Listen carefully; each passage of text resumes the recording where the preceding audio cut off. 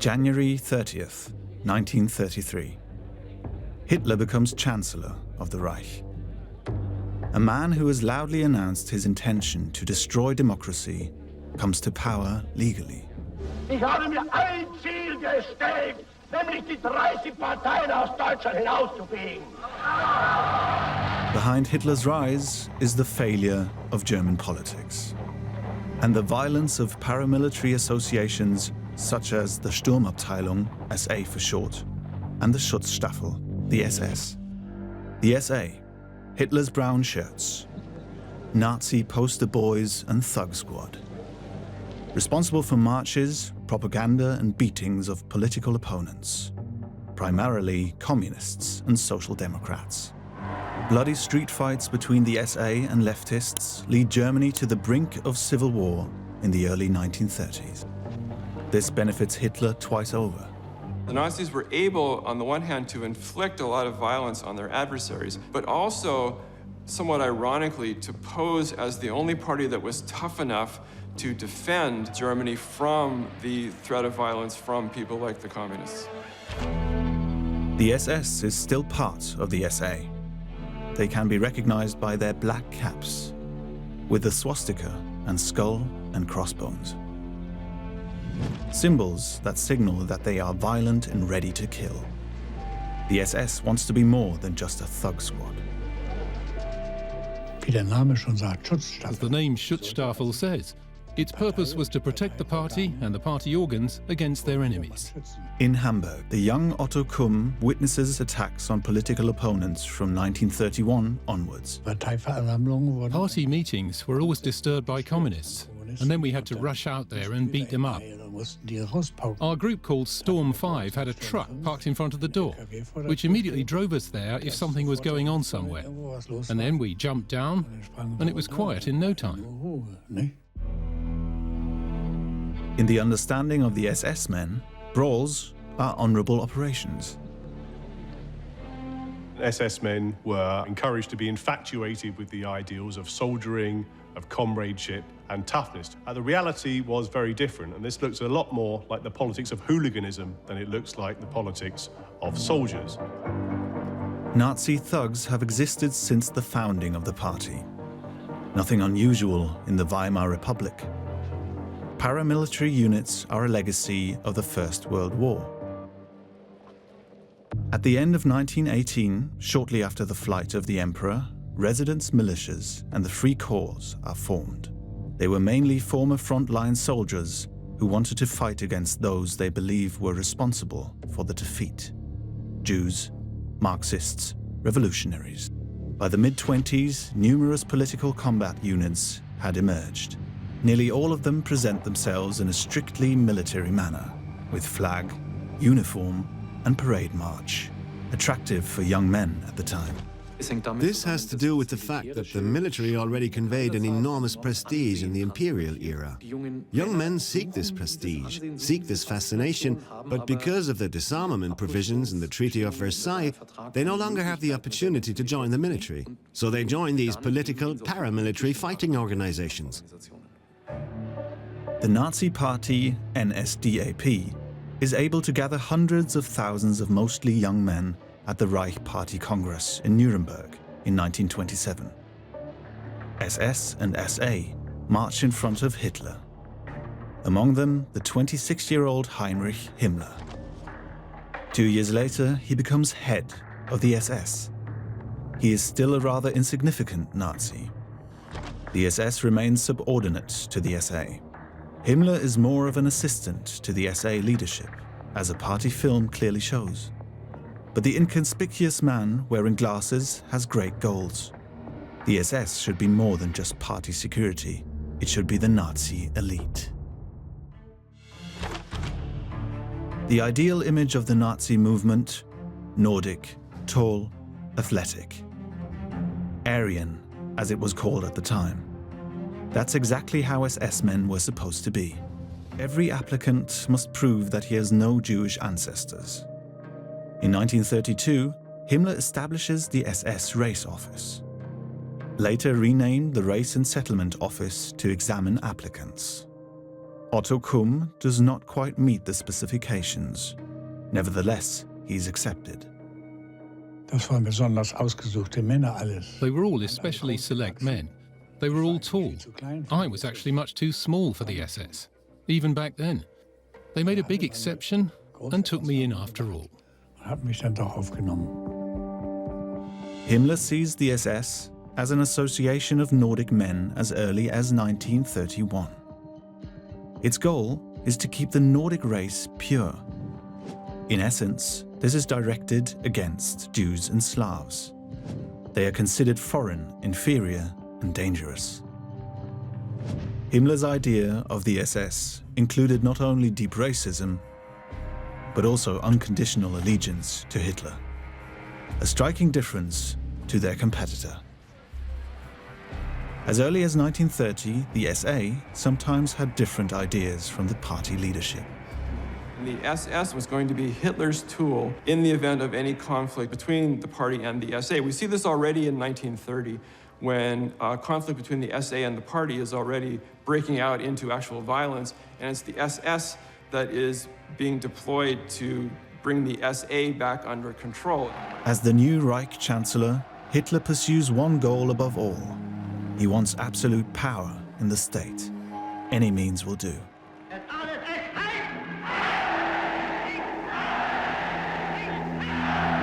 Nazis are hunting down opponents of the regime throughout the whole country.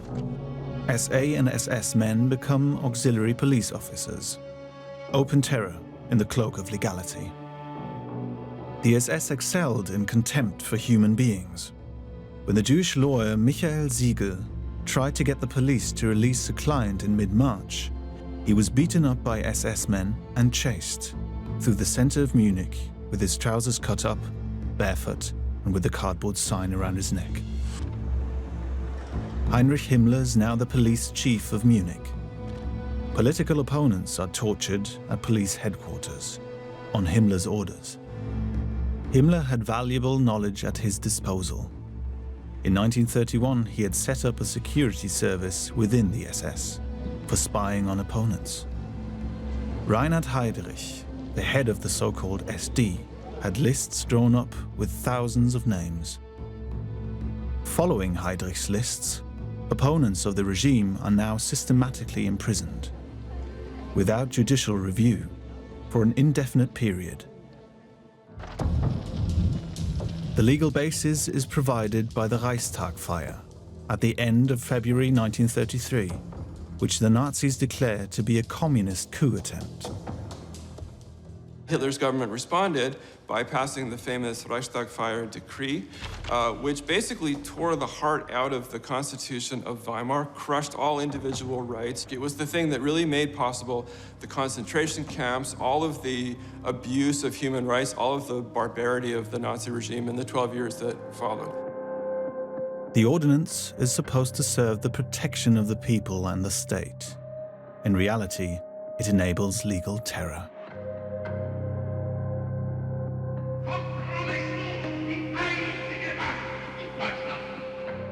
The result is a bloody hunt throughout the country. June 1933, in Berlin-Köpenick, SS and SA men devastate flats. They take away alleged evidence and arrest supporters of the SPD and KPD parties. Among them, the young communist Walter Päsler. His girlfriend at the time, Emmy Mertens, experiences the brutal despotism of the Nazis. Morgens um 5. My boyfriend was arrested at 5 o'clock in the morning, and in the evening at 9 o'clock he came back, shaved, swastika burnt in. Hitler was in his head. He was completely beaten up. Like Walter Päsler, hundreds of people are arrested and tortured in Berlin-Köpenick in June 1933. The situation gets out of control when a social democrat resists and shoots 2 SA men. Afterwards, Nazis turn the district court in Köpenick into a torture site. The rampage in the district prison lasts for a week. Köpenick Blood Week, is what the victims later call it. At least 24 supporters of the KPD and SPD are murdered in these rooms. In 1933, opponents of the regime were arbitrarily imprisoned, abused, and put on public display throughout Germany. The first concentration camps are built in the middle of the cities. Nazi propaganda films, such as this one, from the Oranienburg concentration camp, show the embellished image of a kind of educational camp. Sport and discipline are supposed to shape Nazi opponents into members of the new Volksgemeinschaft. The story that the existence of the camps was kept secret was invented much later. The Germans knew about the camps. Not only that, the regime even made sure that people knew about the camps, in order to scare them. In 1933, dozens of early concentration camps like Oranienburg are set up, spread across the Reich. Heinrich Himmler also has a camp built on an empty industrial site in the north of Munich, the Dachau concentration camp. At the time, it was the only camp administered by the SS, a kind of test laboratory for the rise of Himmler and the SS. Meanwhile, the much larger SA confidently stages itself under its Chief of Staff, Ernst Röhm. The men in brown celebrate the new Nazi regime. At SA events, Röhm appears on equal footing with Hitler. Himmler and the SS hardly play a role in public. The SA has swelled into a kind of mass army, also through the integration of other right-wing military associations. From around 500,000 men in January 1933, the SA grows to 4.5 million by summer 1934. This makes Röhm's militia 45 times larger than the Reichswehr, the official army, with its 100,000 soldiers. Ernst Röhm has ambitious goals. He wants to push the Brown Revolution further. He's not interested in an alliance with the old elites. The young law student Otto Gritschneider witnesses him in Munich. At the end of January in 1934, I heard a speech from Röhm in front of the Bavaria statue. I'd rather make a revolution than celebrate revolutions. The revolution's not over yet. It must go on.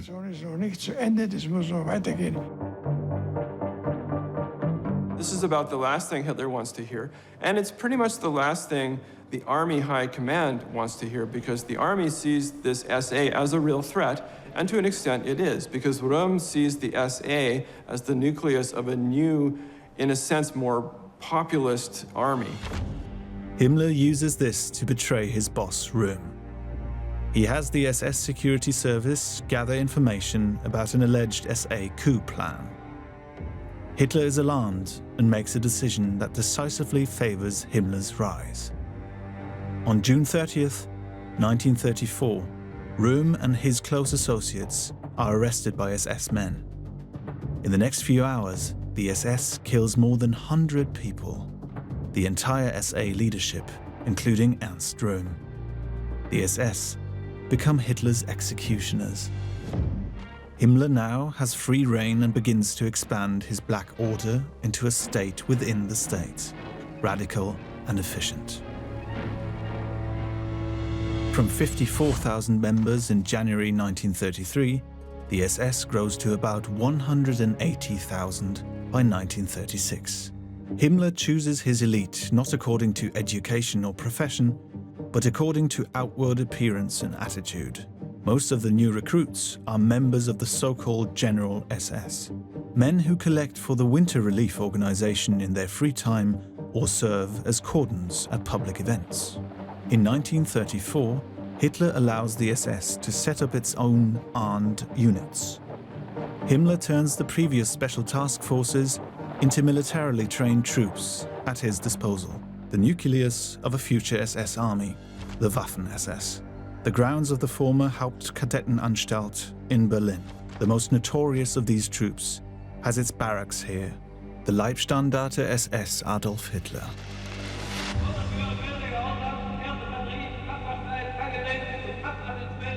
SS soldiers must be powerful, ready to make sacrifices, and ideologically completely in line with Hitler. Soldiers at the disposal of the dictator. Himmler expands the SS into a network of terror. This includes the actual Schutzstaffel, with honorary members, now called the General SS. Next to it are the armed units, the so-called Verfügungstruppen, with full-time soldiers, and the guards of the concentration camps, the so-called Totenkopfverbände, the skull units. The ideological training of the youth is particularly important to the SS chief. He wants to raise a generation of ideologically solid warriors. Ballenstadt in Saxony-Anhalt. Above the town lies the building of the former Nationalpolitische Erziehungsanstalt, NAPOLA for short. Just one of the many Nazi boarding schools, but the only one to be rebuilt. This is where the leadership elite of the 1,000-year-old Reich is to be educated. On average, the boys are 10 years old when they enter the NAPOLA. For admission, good grades are less important than so-called Aryan ancestry. At the end of their time at school, they have to pass the Abitur, but along the way they are supposed to become strict Nazis. Uwe Lamprecht, who attended a NAPOLA, experienced this. We had to learn to obey, first of all, with the ulterior motive, only those who've learned to obey can command. This is entirely in the spirit of Heinrich Himmler. From 1936, the SS took over the inspection of the NAPOLAs and thus the supervision of the curricula.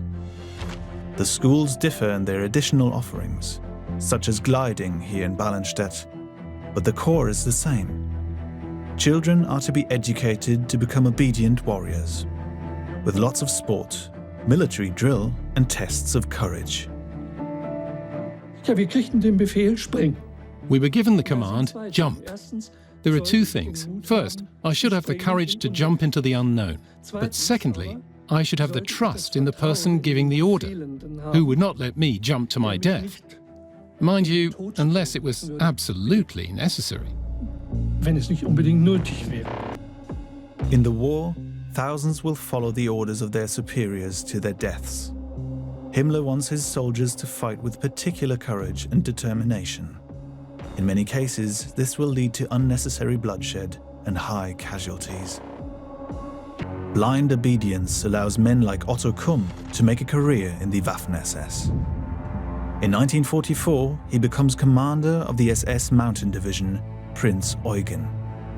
In the Balkans, Kumm's division is involved in numerous war crimes. The complete trust in Hitler, which was still so pronounced among us, that one knew this is where they put you, and this is where you have to stand, even if it means you have to die. There was no room for pardon. The delusion of heroic struggle, kill and be killed, for Hitler. The SS embodied the ideal of what they believed to be the perfect man. They were not in any way thinkers. They were not allowed to be soft. They were not allowed to have empathy. They were supposed to embody the ideal killer male. In their self-image, the men of the SS are the spearhead of the Nazi movement, the leadership of a future greater Germanic Reich, elite of the Aryan race. Himmler wants to spread this image of the SS among the population. In 1935, he founds the SS newspaper Das Schwarze Korps, the Black Corps. The newspaper is a colorful weekly with big headlines and many photos, poems, and reports. Daily politics are seldom found here. Instead, SS image cultivation and worldview. The mixture is well received, even outside the SS. Himmler's PR works, a facade behind which the crime of the century is planned. Since 1933, the Nazi regime has also been active in the economy with propaganda effect. The construction of motorways and the Volkswagen are regarded as National Socialist prestige projects. The SS is also involved in the German economy. Himmler orders the SS men to deport Jews from all over Europe to the camps in occupied Poland. In the Auschwitz concentration camp alone, more than 1 million people are forced into hard labor or murdered in gas chambers. The bureaucracy of the Holocaust, the exploitation and plundering of the Jews, is controlled by the SS administration. The so-called Main Economic Administration Office was the central administrative organization for the looted goods of the deported Jews. Mass murder, robbery, and exploitation. That is the real core of the SS. The core of Himmler's supposed elite force. The night of November 10th, 1938, the synagogues in the Reich burned. The prelude to an unprecedented crime, the Holocaust. In the November pogrom, Jews are abused, humiliated, and murdered by SS men too. They just thought this was absolutely their duty, their right, and that they were fulfilling what they considered to be the natural order of things, the sort of natural racial hierarchy of the world. In their self-image, the SS men are members of a Nordic elite and born to rule. That we were all Aryans, that was a very important point. That as Aryans we felt superior to other races, especially, of course, to the Jewish race, but also to the Slavic peoples. An ideology that unites. That ideology, in a sense, sets up the world of good guys and bad guys, of the people who are within your circle of moral obligation and who the people are outside that circle.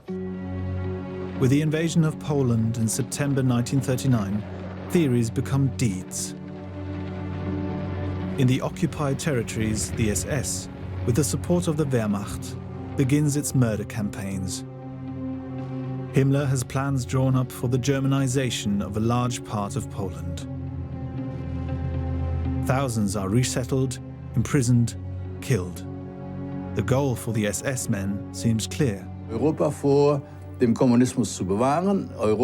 To save Europe from communism, to cleanse Europe from the Jews, because they were the precursors of communism.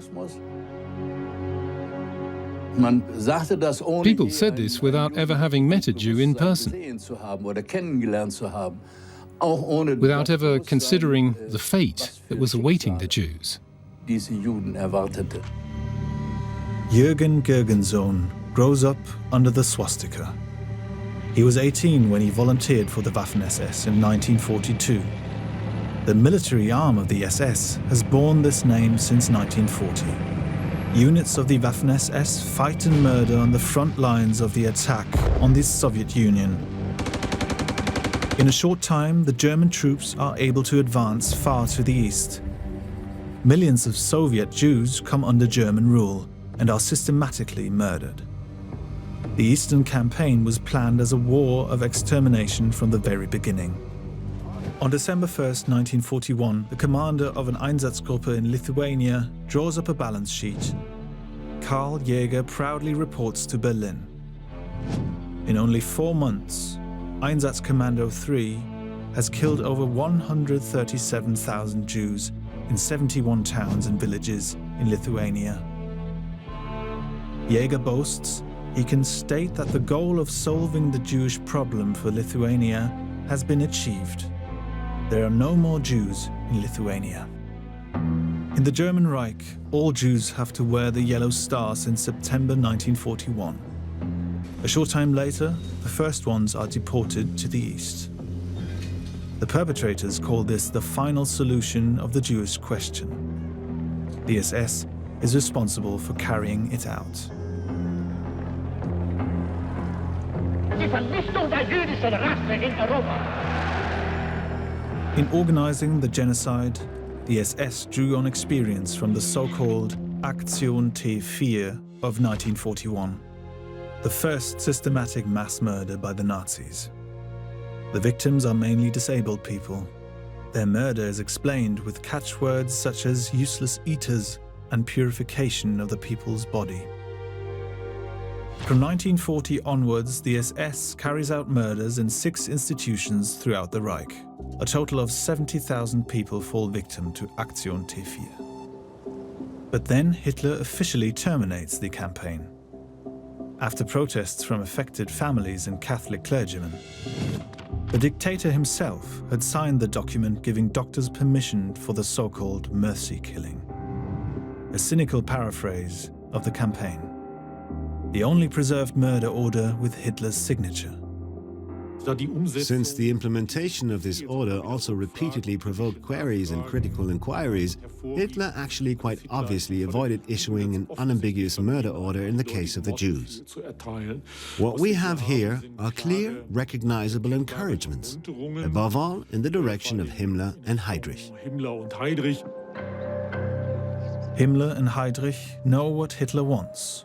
They become the main perpetrators of the Holocaust. The personnel of Aktion T4 are given the task of organizing large-scale murder in gas chambers. Many campaign veterans are deployed in the extermination camps that are built in the East from 1942 onwards.